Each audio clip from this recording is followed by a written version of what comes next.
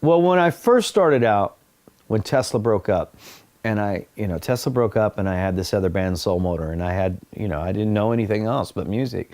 So I have to get a record deal, I have to make records because this is what I do. So I started recording in my house, in my old Victorian house, in a couple of the bedrooms. I kind of made a makeshift mobile kind of studio, where I just had mic pre's and stuff, and you just kind of move things around because it kind of forces you to do things different.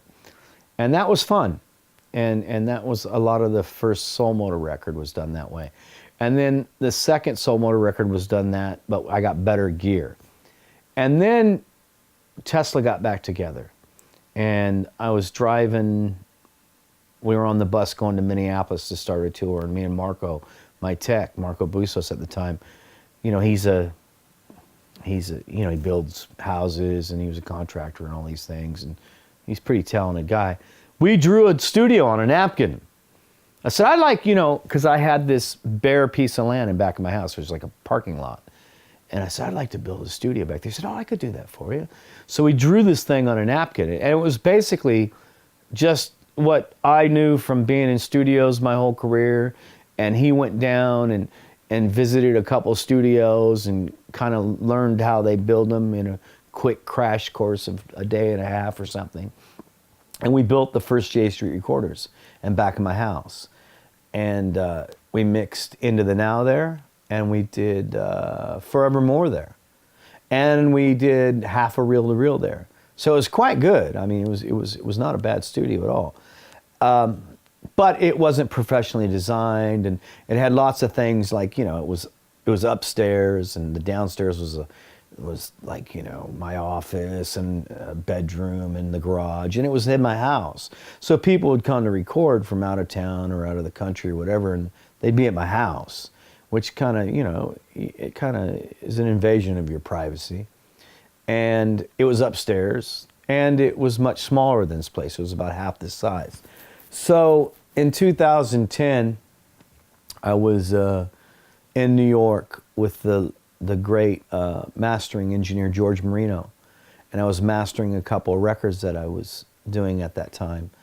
And it was me and Jimmy Dean, Tesla's tour manager and my assistant. And I get this call at like 4 in the morning, and it's Monique screaming, "The house is on fire, the studio's on fire. What do I do?" For saying, said was, "Get the fuck out! Grab Bonnie and Clyde and get the fuck out of the house. We have insurance. Fuck it. Call the fire department." And let's be clear, who are Bonnie and Clyde? Those were my Jack Russells, my first set of Jack Russells. Not your children. Well, they were my children, yeah. They were and now Bonnie and Clyde are, in doggy heaven. And we have Spanky and Darla, which we'll see sometime during this. And so I convinced her to get the dogs out of the house. And then I sleep naked, and me and Jimmy were sharing a room. And, I'm running around the room naked, freaking out. And Jimmy's like, "What the fuck's going on?" I said, "My fucking house is on fire." He's like, "What?" I was like freaking out. So, anyways, I was devastated. I thought, oh, fuck, this is the end of the world. And I was super depressed. And I remember, I think it was Troy saying, "Look, you'll come out of this. On the other end, you'll be better off. Trust me." I'm like, no, man, this is the worst. And so it forced me to sit on my hands for about 1.5 years because I didn't have a studio to work in, so I wasn't doing any production. Nothing. It kind of sucked because that's what I do when I'm not doing Tesla. I like to produce and do that kind of stuff. So finally, the insurance, after being uprooted and all my shit being in storage. And then when there's a fire, the insurance company takes all your stuff that was in the fire and they lock it all up. So that took a long time to go through what was salvageable, what wasn't salvageable, what the price of it was. So I literally didn't have access to any of my guitars, any of my basses, any of my recording gear that may have survived the fire or not. I didn't know what did. It took months, so that part was really aggravating. So I was really frustrated. But finally we got all that sorted out, and the insurance company's like, "Well, you can build a new studio, Mr. Wheat." And I went, "Great, fantastic." So then I spent probably 6 months looking for a right location. And I started this studio at another location, which is actually Tesla's. Now it's mine and Tesla's storage unit, but it was my storage unit at the time. It was like 4,000 square feet, you know. And I was going to build, and we started some framing and all this stuff. And then Marco found this building here, and we had looked at this early on. And I thought, oh, this isn't the right place. You know, I don't think it's tall enough. And he's like, no, I think you could do it. But I was still really depressed about, you know, what was going on with the fire, and you know. But so it wound up. We did this thing, and we got Vincent Van Hoff to design the studio, this famous shovel design. Unfortunately, Vincent died a couple weeks ago, so that was a real drag. He'll be sorely missed. And he designed this studio for me. And then, you know, Marco and my crew, Lips and Chris and Jonathan, and I don't know, there was Voodoo. You know, they all put this together. It took about a year. And I'm really pleased with it. It came out, you know, it's state of the art. It sounds amazing. You put microphones up, you can get a drum sound in 10 minutes. Bang! You know, the drum room sounds great. The control room's, you know, super cool.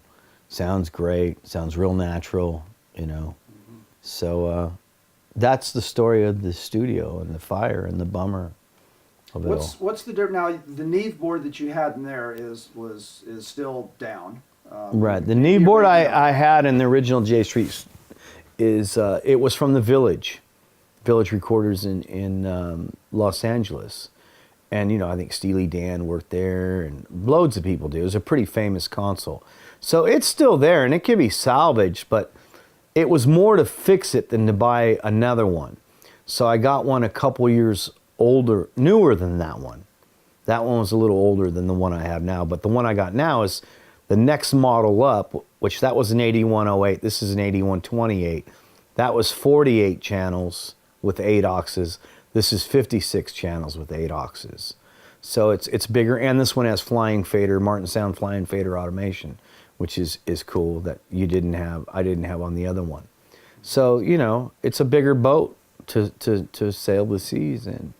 And this is I don't know what you call it. I call this a residence studio. That seems like an obvious reason why, because this is built intensive work. I built it for people to come, you know, from overseas or from anywhere, you know, and you know, young indie bands. You know, I built it for lots of reasons. I built it for, you know, Tesla to record in, me to do my own projects. If young bands wanted to come here that have a limited budget, they can live here while they're recording, so they save a bunch of money. It's fully functional. You know, it has an amazing kitchen in it, and it has a nice lounge and sleeping quarters and washer and dryer and huge shower with a wand if you want to get your freak on. You know, all that. It's wheelchair handicap access. You know, it was set up. I thought about it a lot more when I was doing it, when I was designing, you know, what I wanted it to be. And I mean, you can never have it big enough. I always wish it was bigger, but it's the right size.